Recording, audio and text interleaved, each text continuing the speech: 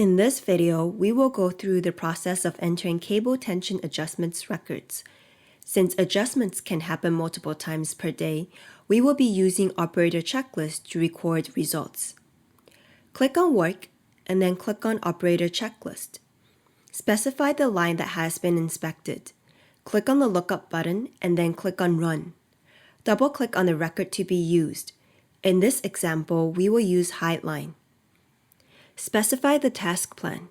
Click on the Lookup button and double-click on Cable Tension Adjustments record. Enter the date and time the work was performed.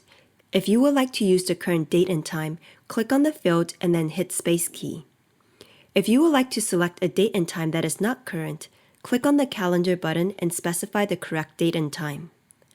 Once all three fields are entered, click on Create Checklist button on the right of the screen. Once the checklist is created, the fields that were entered can no longer be modified.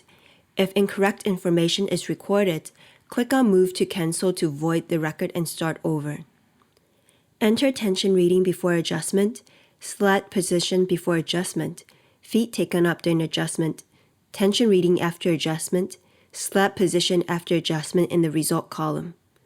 Once the checklist is completed, click on Move to Complete.